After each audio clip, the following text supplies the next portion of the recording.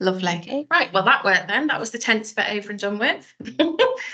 So lovely. So today we're going to be looking at strategies and what can be implemented instead of isolation. So like I said, this is our the start of our Behaviour Awareness week here at Great Minds Together, starting today, running until next week.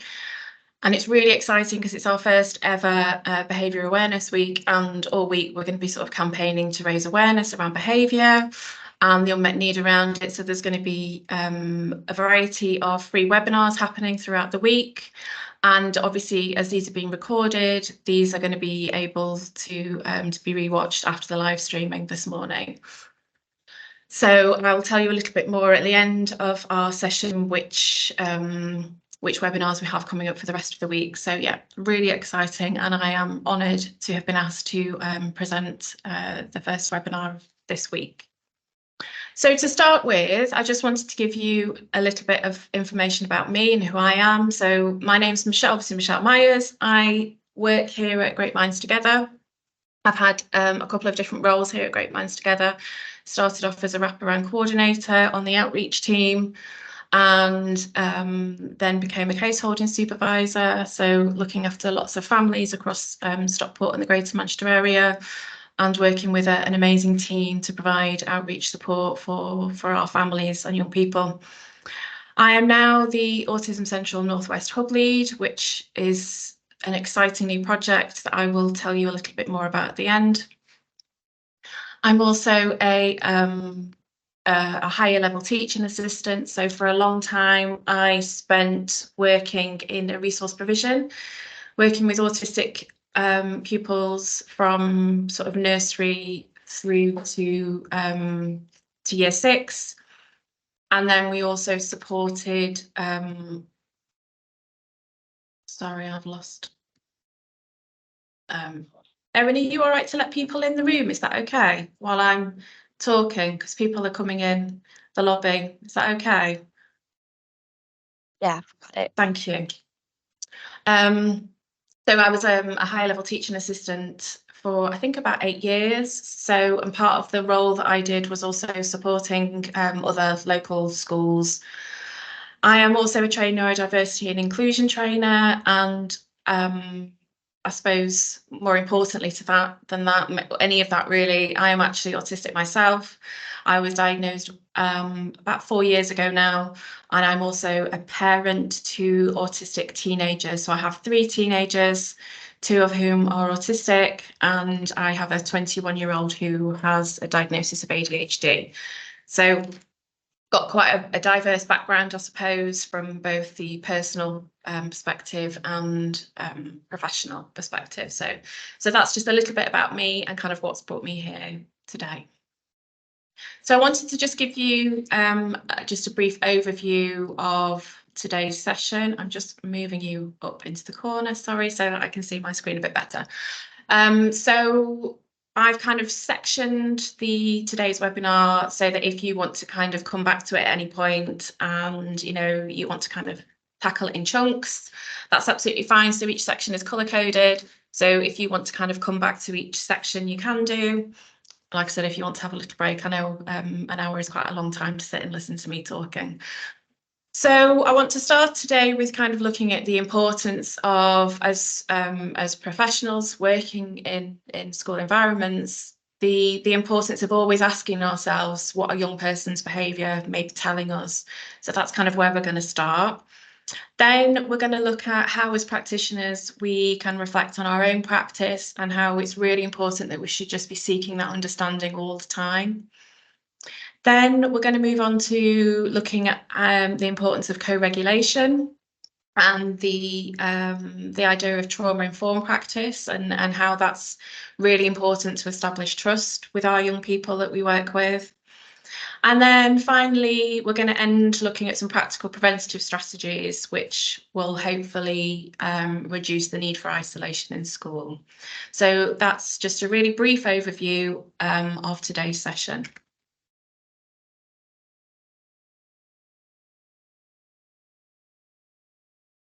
But before we kind of start that, I really wanted to just spend a couple of minutes thinking about why Great Minds Together are hosting this first ever National Behaviour Awareness Week, to just kind of stop and pause and think about some of the real life experiences of the young people and families that we work with, because that's kind of why we do what we do, and that's what's driving our passion and determination as an organisation to start this conversation and to raise awareness of unmet need. So these are some quotes from parents that we have supported here on the outreach team, and I think they can put it better than anybody else in terms of describing why it's so important that we are kind of having these discussions. So this mum here from Stockport has said that the whole situation just put immense stress on the family. We were constantly at the school due to them calling us. It was a very stressful time. My daughter was struggling with low mood and low self-worth. So that kind of just highlights the impact that that this can have on families. And I was a parent that was having those constant phone calls, and it's very, very difficult and very stressful. This parent here sort of says the reason he was getting in trouble at school was not because he was naughty, but he was struggling to process all the language and instructions. And unfortunately, what can happen is our young people can be given some really unhelpful labels. I know the label of being naughty was a label that my son was given for many, many years when he was younger. And it's such a loaded label that can have such an impact on a young person's mental health and self-esteem. This is a quote from a young person who lives here in Stockport, who said, "I just want to go to any school that can make me good," which is just heartbreaking, because obviously the emotions that that young person is clearly feeling about themselves, it feels like they're in a really negative space. That one kind of makes me feel quite sad, really. This is another quote from a mum in Stockport who said that she'd had very little help from school. She felt no one would listen to her about how much she was struggling. And it was easy for them to label her as defiant and disruptive. So again, it's those unhelpful labels that young people and children can get ascribed, can get given to them when we are kind of not really trying to understand what are the real reasons and what's going on for that young person. They often get given really unhelpful labels. Our 11-year-old daughter had started high school after a really successful time at her primary school, but after a short period, it started to go downhill very quickly. She was continually placed in reflection or isolation, and then it quickly progressed to multiple fixed-term exclusions. So I think that what that shows us there is that, you know, things had obviously been going well for that 11-year-old, but the transition to high school had obviously been something that was very, very difficult for her. And by the looks of it, instead of trying to work out what was going on for that 11-year-old girl and why the transition for her was so difficult, a process of kind of reflection and isolation was what was decided, and ultimately that has progressed to fixed term exclusion. So clearly the reflection or isolation hasn't worked, because it's rapidly progressed to fixed term exclusion. So I think that kind of shows that, you know, we really need to be thinking about other alternatives to reflection and isolation, because the amount of young people and children that we support here on the outreach team that we see that kind of escalation of isolation turning into fixed term exclusions just shows that it really just doesn't work. This parent here feels that if their child's needs had been picked up sooner, then the experience of school would have been much smoother for them. So these are a lot of feelings and emotions that young people, when they become stuck in a cycle of isolation and kind of punishment, can feel very excluded. You know, there's words like shame, rejection, punishment, feeling very isolated. By nature, isolation is isolating for young people. They can often feel like they lose their voice. it's a very negative experience and comes with a lot of shame and guilt. And these young people can feel quite powerless when they find themselves in this situation where they are being punished for things that are often out of their control. And I also think that kind of word reactive is quite interesting, really, because it is a reaction to what the child or young person is presenting in terms of their behaviour. We are reacting to the situation instead of being proactive and trying to understand what could be happening for that young person to prevent the need for isolation. So it's a very kind of reactive measure, and it has a huge impact on young people's self-esteem. So this was taken from a study done by the University of Sunderland, and they kind of spoke to lots of young people about their experience of isolation. And young people described it as leaving them as feeling humiliated and worthless. They came to the conclusion that isolation is actually detrimental to learning. And the DfE guidance is it leaves room for interpretation, because the DfE guidance kind of states that isolation can be used for a limited period of time, but obviously that's quite a sort of a vague statement, really. So what does a limited period of time mean? That could mean different things for different schools and different settings. So, you know, I think we really need to have some clarity. We need to really push for some clarity around that kind of guidance in terms of what a limited period of time is. I mean, we arguably isolation, that's kind of what we're here to talk about today, isn't a measure that, you know, that we feel should be happening anyway. But, you know, on top of that, there is a real kind of vagueness around the period of time that isolation can and should be used for. Young people describe it as leaving them feeling ignored.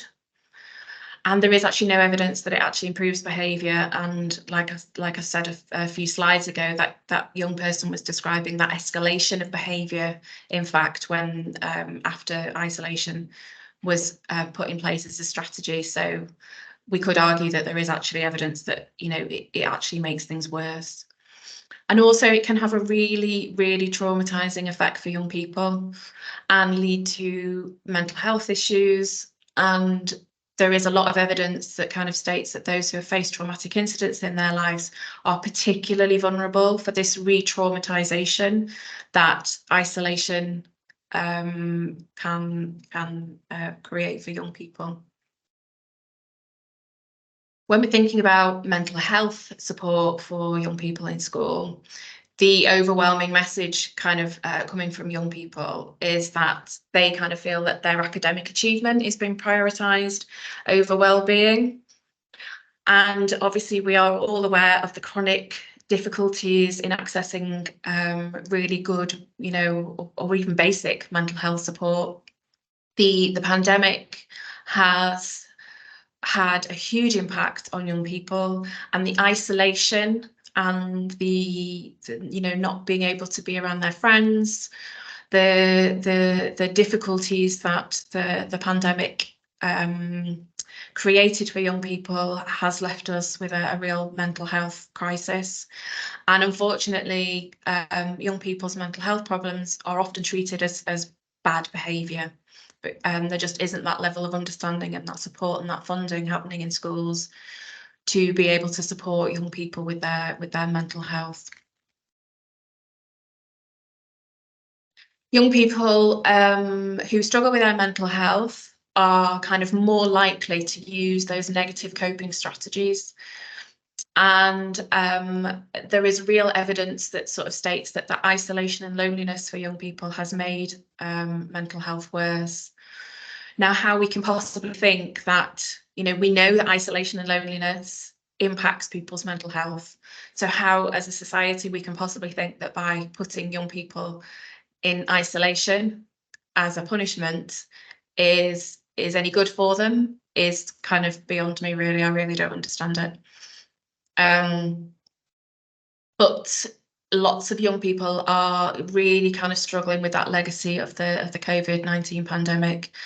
And this study here that I've kind of got an example of on the screen, over 80% of those sort of surveyed up to the age of 25 felt that the COVID-19 pandemic had just made their condition worse. And the impact of isolation on young people cannot be underestimated. Additionally, I think we also need to take into account that children with educational needs, special educational needs, sadly are at an increased risk of exclusion and sort of these punitive punishments at school. It's a really shocking statistic that they are up to 5 times more likely to be excluded from school. And even with support, they're still more likely, twice as likely to be excluded than children without additional needs. So we have to start thinking about, is there a better way, a better approach? There absolutely must be a better approach, a humane approach in which children and young people can be able to express themselves freely and have those trusting relationships with adults around them. I wanted to here at this point just talk a little bit about my son.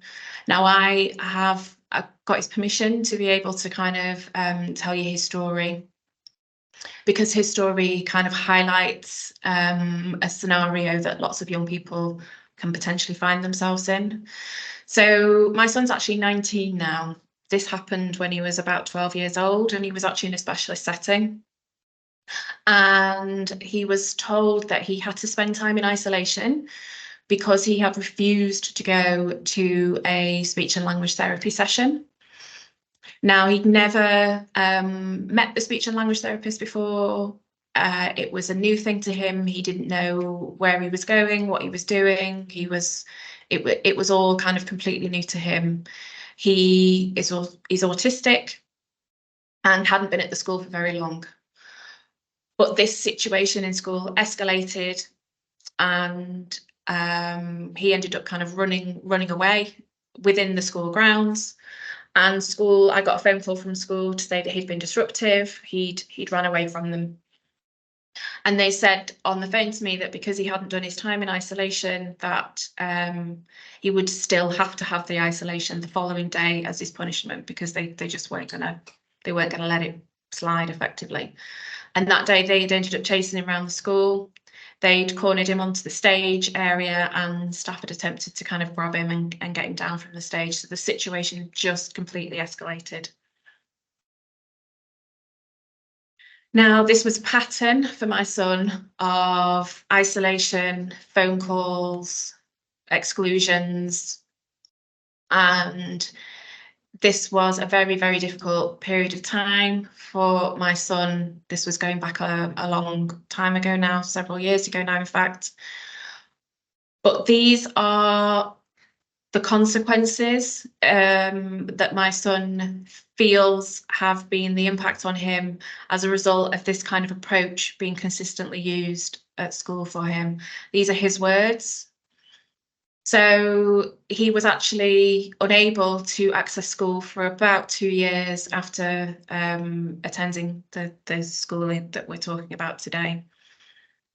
It's left him feeling extremely lonely, and he still has severe anxiety now to this day. He completely lost trust in adults, so he describes not being able to trust adults at all. He's on medication for anxiety and for sleep. He says he can't talk anymore.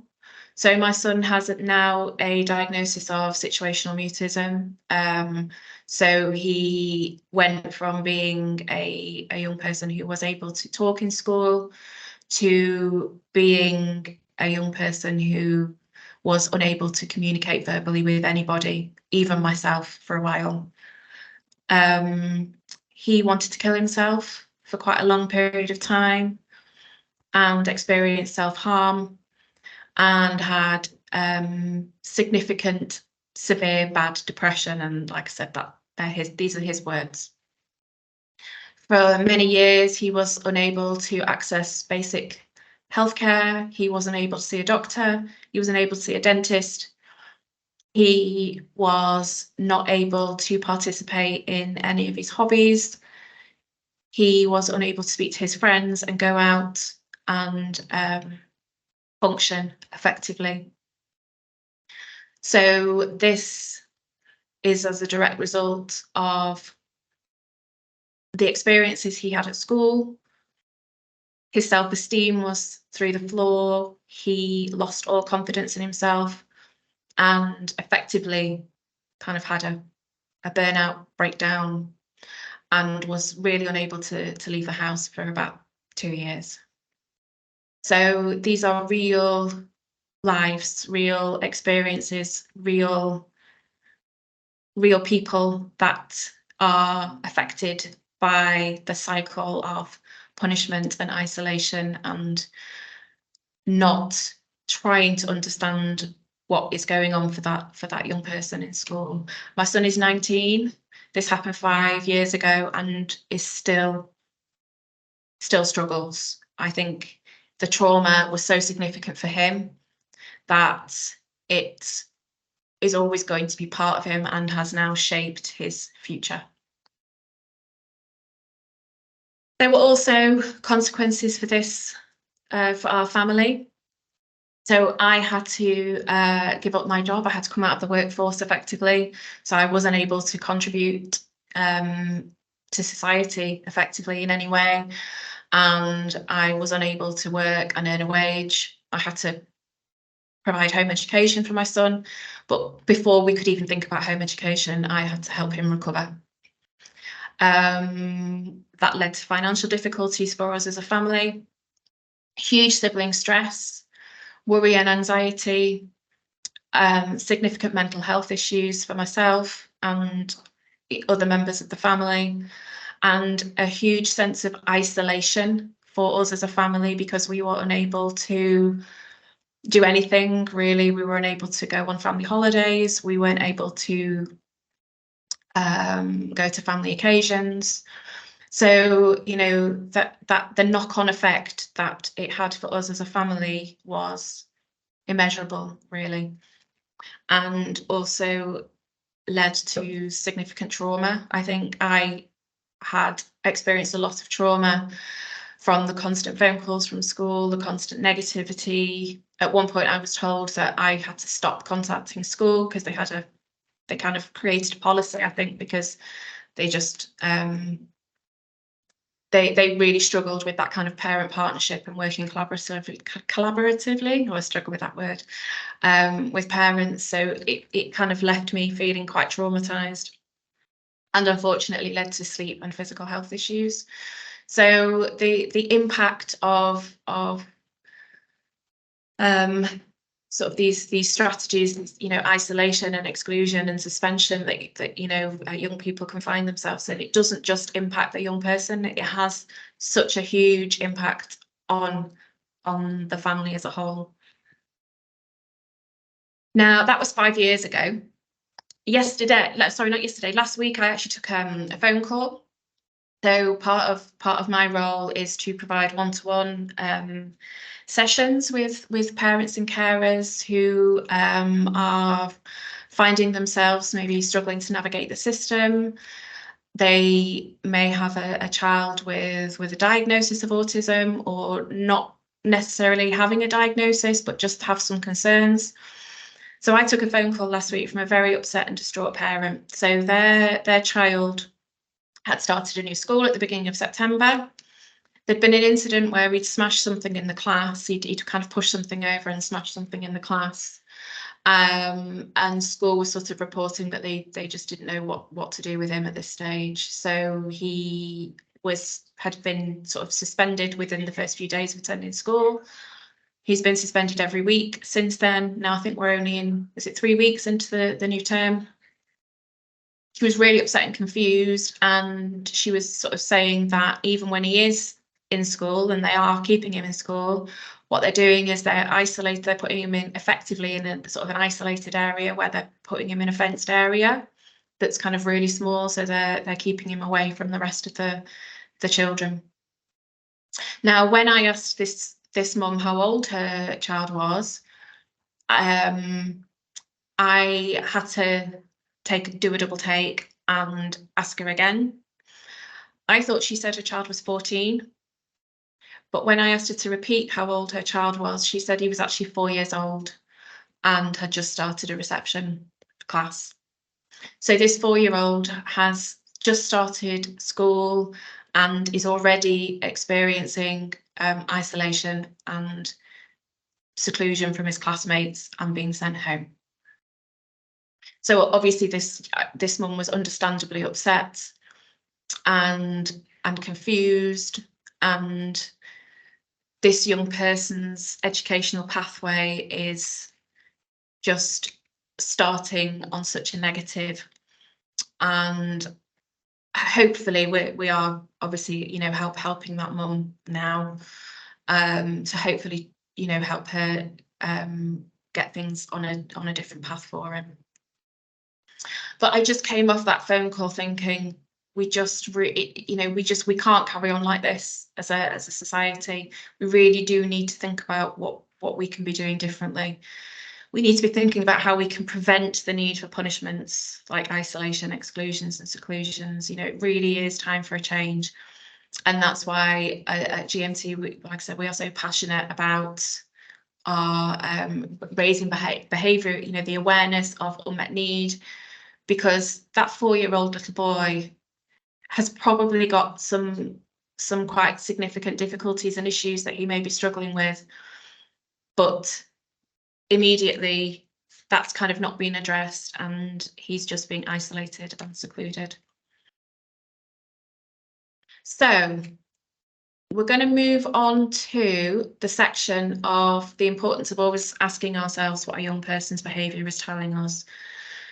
So it's really important to kind of think about this, the behaviours as being what we can see on the surface of the iceberg, but actually underneath, which is actually, you know, bigger than the actual iceberg at the top, there are so many emotional states and things going on that we can't see. All we're actually seeing are the behaviours at the top.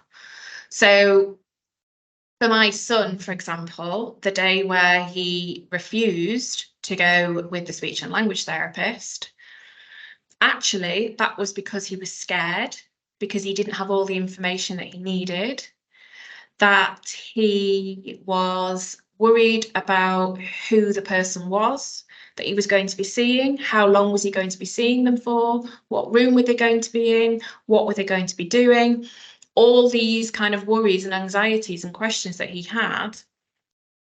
But because he was unable to articulate that, and for him kind of panicked, and what school perceived was refusal was actually a whole load of other things going on beneath the surface for him.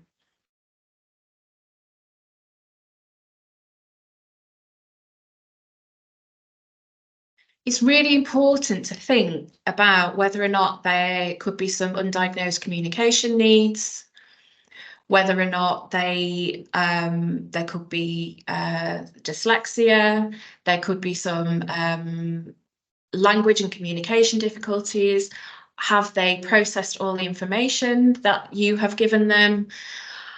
Do they need it writing down for them? Would they benefit from visual support? Could the young person be autistic? All these things are going to be impacting their ability to process the information that you're giving them. So it's really important to think as a practitioner, before kind of jumping to conclusions and giving really unhelpful labels like naughty, defiant, refusal, actually, have they understood what you've asked them to do? Have they understood and processed the instructions that you've given them? Have I given them too many instructions all at the same time? Have they understood the language that I have used, or has it been too complex? So it's really important that as practitioners, we are constantly asking ourselves these questions all the time and being really self-reflective. It's also really important to consider whether or not the young person may have some unmet sensory needs.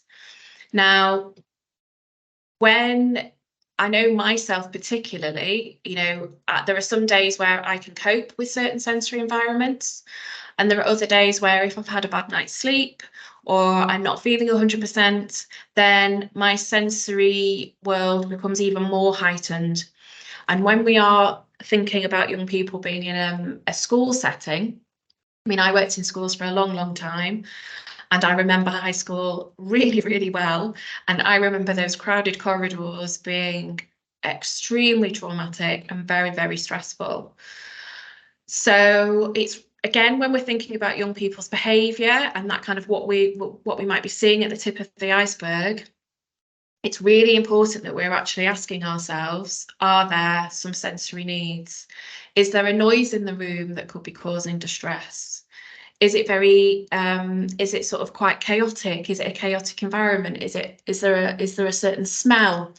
I distinctly remember the smell of the girls' changing rooms, for example, and found that quite a difficult place to be in. And it's also worth bearing in mind, I think, that just because a young person may cope in that environment one day doesn't necessarily mean that they will be able to cope in that environment another day. Because, like I said, there are some days as an autistic person myself that my sensory needs are just heightened, and noises seem louder when I'm tired. And it's really difficult for me to process language and what people are saying when I'm tired, or I'm just, not feeling great. So in a school environment, there can be a whole host of sensory needs that maybe the young person might not even realise. So it can be a really useful activity to do a sensory map of the room effectively. Look at the lighting, look at what noises might be coming from outside.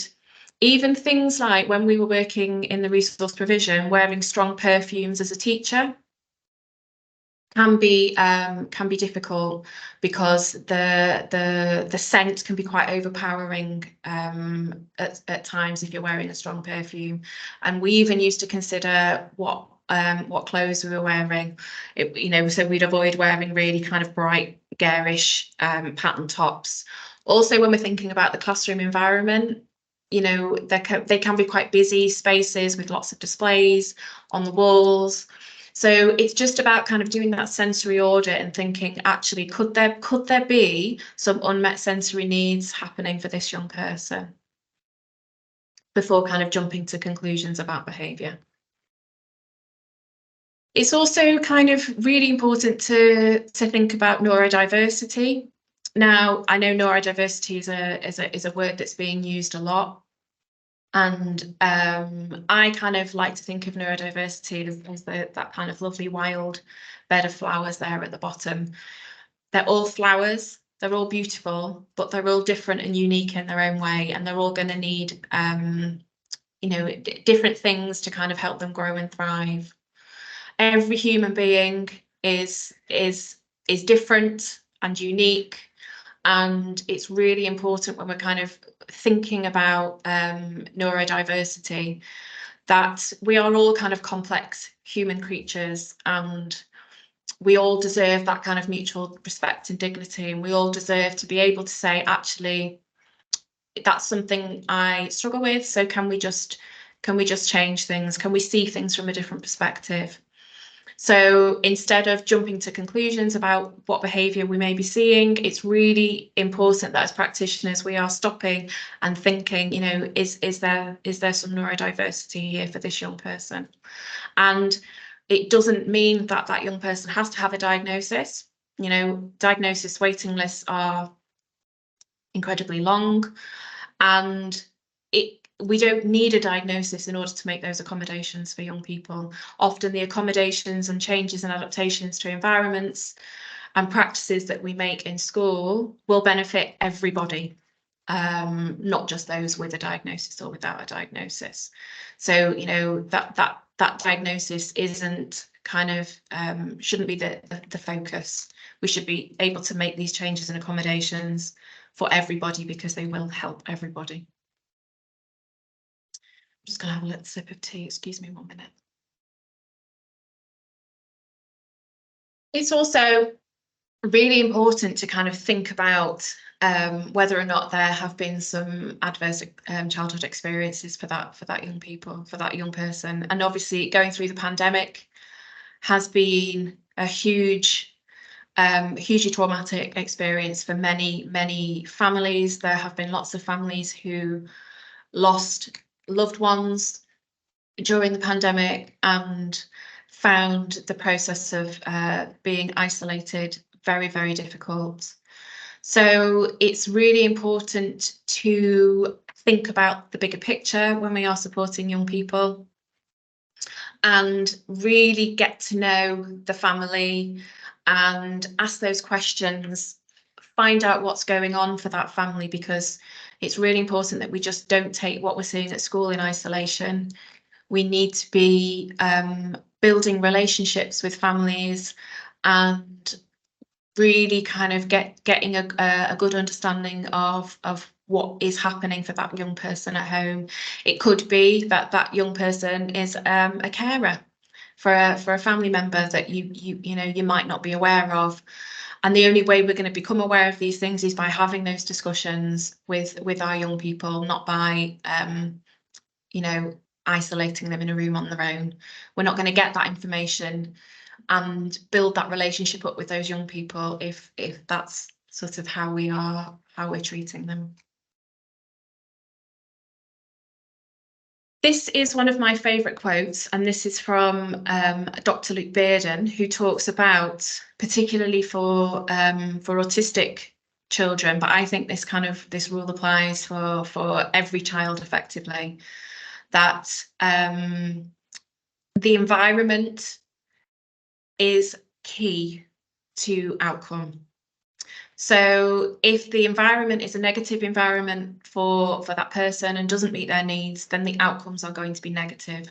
Ultimately, as an autistic person or as a neurodivergent person, we can't physically change who we are. We are who we are. We process things in a different way. And we shouldn't have to change.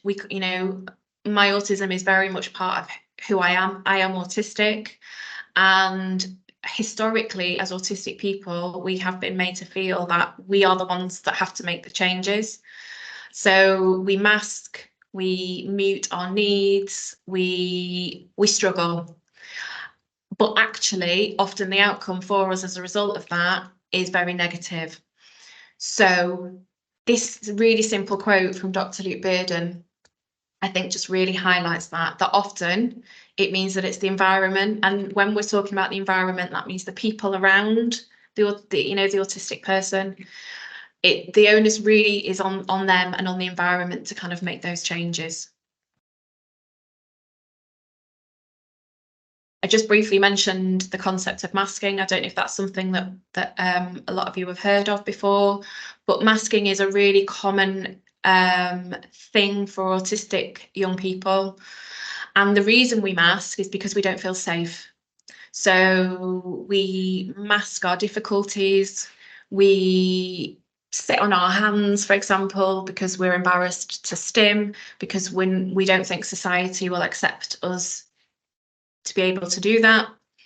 And masking is a long-term survival tool. So we're kind of thinking about that fight, flight, freeze and fawn concept. And it takes its toll because mentally and physically it's very draining. And what we often find with young people is that they can mask up to a point, but then it just all becomes too much. It all becomes too difficult, and we find ourselves getting in burnout. And that's when school placements can start to break down, and young people can find themselves really struggling in school. And then that can unfortunately lead to sort of more longer term attendance difficulties.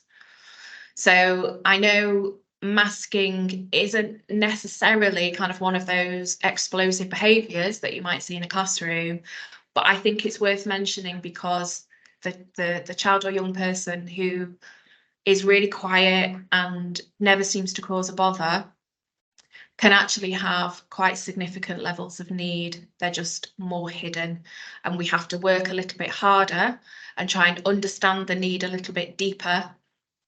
But their needs are just as important as the child who may be, I don't know, for example, throwing a chair across the classroom. So it was really important to me that I mention that here today.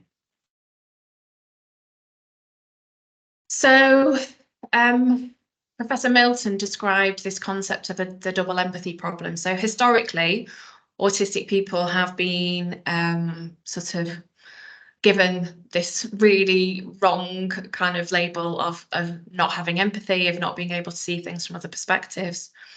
But actually, when we think about it, often non-autistic people, non-neurodivergent people can really struggle to see the perspective of the autistic person as well. So that is kind of what we call the double empathy problem. And it's really important that as professionals, we are actively seeking to view things from the other person's perspective all the time and asking ourselves the question, why? What is going on for that young person? Like I said, are there communication differences? Is there a sensory need? Are they masking? Are they autistic? Is there, have I explained that properly? Always try and see things from the other person's perspective. I think it's also really important that as practitioners, we are constantly reflecting on our own practice. So what did I do in that situation? Did I escalate the situation? Is there something I could have done differently? Did I approach that from a perspective of trying to understand their needs? And I think it can be viewed sometimes as sort of that we're criticising teachers, and that's not actually the case whatsoever. Being a teacher, like I said, I worked in school for a long, long time. It's incredibly hard. We're under incredible pressure. But it is also really important that as practitioners, we are kind of self-reflecting and not sort of seeing it as blame. It's not about blame. It's not about blame at all. It's just about learning from our mistakes, learning from the young people that we're working with, and changing things. What would you do differently next time? What did we learn from that? Also, I think it's really important that we are trying to establish whether or not there's a pattern. So when we're looking at sort of the bigger picture, is there a certain day of the week when this might be happening? So therefore, is there something the night before maybe that could be causing this young person distress, or or leading to this the next day? So this is actually taken from the PDA Society. And this is the kind of the idea of looking at the setting, seeing if there were any triggers, what were the actions, and what was the response. So this is all kind of forming part of that preventative practice in terms of seeking reflection and trying to understand what might be going on for that young person. So it could be that you can establish that there is a pattern. It could be that it's happening in certain classrooms or with a certain teacher, or then you could then start to think about what an activity we do with lots of young people is looking at a map of the school week and getting them to colour code areas of the school week that they might find difficult, areas of the school week that they enjoy. Okay, so what is it about that part of the school building is that, or that lesson, that makes it is enjoyable, and that there's lots that we can establish from really trying to understand the full picture of what's going on for our young people, that can be really beneficial. This is actually called the STAR approach. Additionally, it's really important that we're asking ourselves, are we making reasonable adjustments for this young person? It can be quite or what we often find is that there are kind of blanket rules across school, which are fine. And, you know, we're not saying that schools need to rip up their uniform policies, but we can make small adaptations. So, for example, if you have a young person that is struggling to wear a skirt and tights, for example, because they might have sensory needs, can we adapt that uniform policy to enable them to wear trousers? Is there a way that we can make a music lesson less sensory overload for a young person? Can they be given some ear defenders? So again, it's about having those relationships with the young people and the parents, and believing parents. I think when parents kind of come to you to say, you know, they're really struggling with this, is there anything we can do? You know, schools have a legal requirement to make reasonable adjustments for young people, and it shouldn't be a battle for parents to be able to have those discussions with schools about kind of making those reasonable adjustments for young people. And these can make such a difference. So something as simple as letting a young person leave the classroom 5 minutes before everybody else means that they can make their way to their next classroom without the hustle and bustle of being in a busy corridor. But again, it's all about having those discussions with the young people to know that this might be a strategy that will be useful for them. Also, I think the importance of co-regulation and being a trauma-informed school is really important. And now what does that kind of look like? It's all about school being a safe place to be and kind of establishing that predictability and that safety, and it's around connection building.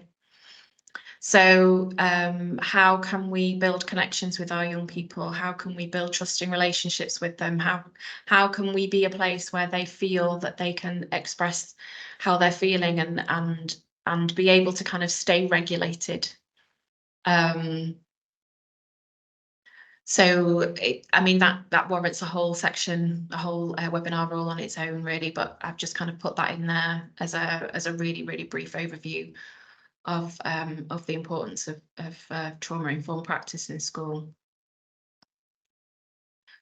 Also, it's really important that we're kind of thinking as practitioners about how we can stay calm ourselves. So it's really important to kind of remember that actually stress can be transactional. So if we're feeling stressed and heightened and anxious, then that is going to be passed on effectively to the young people that we're kind of working with and supporting. So it's really important that we're thinking about our own self-regulation as practitioners, our own body language, our own tone of voice. Are we keeping calm? Are we de-escalating the situation? And in order to be able to do that, we have to kind of come from a place of self-care ourselves, because it's that old adage, isn't it? We can't pour from an empty vessel. So just as we say this to parents, it's also really important that we're kind of thinking about this ourselves as practitioners and teachers. You know, are we taking care of ourselves as teachers in order to be able to kind of take care of our students? But then thinking about the low arousal approach, which I'm a huge advocate for when we're actually working in school, thinking about, like I said, our body language, our tone of voice, and are we de-escalating the situation, or actually are we a triggering factor in the situation? So when we're thinking about co-regulation, often young people can struggle to regulate their own emotions and can often feel like they kind of escalate very quickly. Now, what can often be happening is on that kind of stress and arousal cycle, if we've got a young person that's got all this kind of unseen, unmet need going on behind the surface, actually they're probably really hyper aroused and already very high on that kind of stress arousal curve. So it can take a very small, a seemingly small thing to kind of set them off. But what we can really do is really try and be there as to help them co-regulate. So part of that is kind of thinking about the environment So again, thinking about doing that environmental audit, are there kind of sensory issues within the environment that could be causing distress, and kind of escalating things more. Thinking about matching your tone and your volume. So again, that very much kind of comes under the low arousal approach. So can we be calm? Can we keep a steady tone? And sometimes, I know myself, we can be feeling really anxious inside, but it's really important that externally we try not to project that, because that stress and that anxiety is going to be transactional for that young person. It's really important to think about the balance of power. So wherever you stood in the room, you're not kind of standing over a young person, thinking about, making yourself bigger, sort of with hands on hips, that kind of thing. Think about your body positioning in the room, to try and de-escalate the situation. And often young people can need sort of prompts to use their strategies. So often, and it's really great that schools can often provide things like a timeout card for young people, but often it's quite difficult for young people to be able to access that independently. So by supporting them and prompting them, and kind of doing it with them, can actually really help them to be able to use those strategies. And then hopefully, with practice and you kind of supporting them, they might be able to then go on to be able to use them independently when they're kind of ready to. So like I said, this is just a really sort of whistle-stop tour, effectively, that we've done today, because we've had to fit a lot into an hour. But I think just here's a few sort of overview of what we've talked about, really. So it's all about kind of upskilling yourself and your team and having that self-reflective practice. It's not about blame. It's not about saying, we're doing everything wrong. It's just, how can we improve what we're doing? How can we understand what's going on for that young person? Is it possible to rethink that kind of zero tolerance approach, maybe, and make those adjustments and accommodations for young people? If we can be flexible and make those reasonable adjustments, then they can actually make such a huge difference. Whole family wraparound support and working in partnership with parents is really, really important, because we shouldn't be treating what's happening in school in isolation. I think particularly post-pandemic as well, that's even more important than ever. Lots of families are going through a really tricky time at the moment, and just being able to have that relationship, going right back to the beginning of the slides when I was talking about the experience with my son. I did not have that relationship with my son's school, and ultimately the placement ended up breaking down as a result, really. It's really important that we establish those relationships with families, and really listen to parents' concerns, not being dismissive of parents when they kind of come and express the concerns they might be having about their child and young person, because they're giving us clues into what could be going on for that young person. When we're thinking about establishing trust and preventative strategies to stop us getting to the point where young people are being isolated, it's all about relationship building and establishing that trust, sharing interests, really building relationships with the young people. And how, as a school, can you really foster that sense of belonging and community? If you're a child or a young person that's been isolated and secluded, you're not going to be feeling part of that school community. You're not going to be feeling that sense of belonging. I think the use of safe spaces in school is definitely something that would benefit from lots of young people, but it is absolutely not a space that should be used as a punishment. It should be a space that young people can go to when they need to restore their own calm and self-regulate. Also, the use of physical activities can be really useful, and thinking about meeting the young person's sensory needs. De-escalation techniques being used across the whole team, and I think this is also really useful. In the school we worked at, we used to train even the lunch staff to in de-escalation techniques, because often those are sort of the trigger points. So break times, lunch times, those unstructured times of the day, and often there are less staff around at that time of the day, and staff that maybe haven't had the necessary training. So it's about ensuring that the whole staff team have access to having those training opportunities. We talked quite a lot at length about considering the environmental changes and whether or not, we can do a sensory audit of the environment. Is a lot of young people's needs can be due to, having unmet sensory needs. That transition support and homeschool communication is really key to reduce anxiety. Lots of young people really do struggle with that transition from different year groups or from primary to high school. And that homeschool communication is really, really key and vital, because as much information that we can give that young person is going to help reduce their anxiety. Establishing trust with a person at school is going to really help their anxiety. Enabling young people to have choice at school and feeling that they're valued and listened to is what young people are saying is really important to us.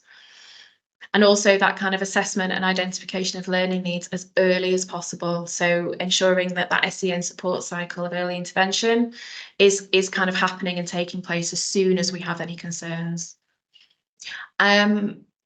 Constantly having that awareness in the back of your mind about neurodiversity and differences, and thinking of behaviour as distress behaviours. All young people do well when they can. They don't wake up in the morning thinking, I'm gonna kick a table across the chair at school today. If we think of behaviours as signs of distress, then that changes, it kind of flips the narrative in our head and helps us to approach it in a different way. And finally, I think just having that understanding and accepting of difference. We're all different, we all have different needs, and that needs to be reflected when we are thinking about strategies in school for young people. So all these small changes, these preventative changes, can make such a difference. Young people will feel respected, they'll feel like they belong, they'll establish relationships, they'll feel heard and understood. It's very inclusive, accepting of difference, and I think trust is key. So all these small changes can lead to a vast improvement for young people, and a much more positive experience for young people and teachers and support staff and families as a whole, because like I said earlier on, the impact can be wider across the whole family. So thank you for joining me today. We've got some really exciting webinars coming up this week as well. So Emma Manda is doing a session this afternoon at 12 o'clock on a therapeutic approach to behaviour management. So Emma is our director, so that will definitely be one worth logging on for. On the 26th, we have a session on understanding the impacts of ADHD with Katie Trouse, who was the author of The Girl Who Always Could. And then on the 28th, we have therapeutic strategies for behaviour in school with Stacey McDermott, who is a SENCO from Multi Academy Trust. So some really exciting webinars coming up this week. And also really quickly before I finish, I just wanted to bring to your attention this new exciting project that we are a part of called autismcentral.org. Autism Central is a kind of a one-stop shop. It will be got this amazing website where people can find parents and carers, can find links to resources and local events. And we are actually the Northwest hub, the Northwest Autism Central hub. So we are able to offer support for parents and carers locally. So there'll be lots more information coming out about that soon as well, which is really exciting, and we're really excited to be part of this project. So I just wanted to tag that on at the end really quickly. Erin, I think, have you got your hand up? Sorry, I think I'm pretty much done now.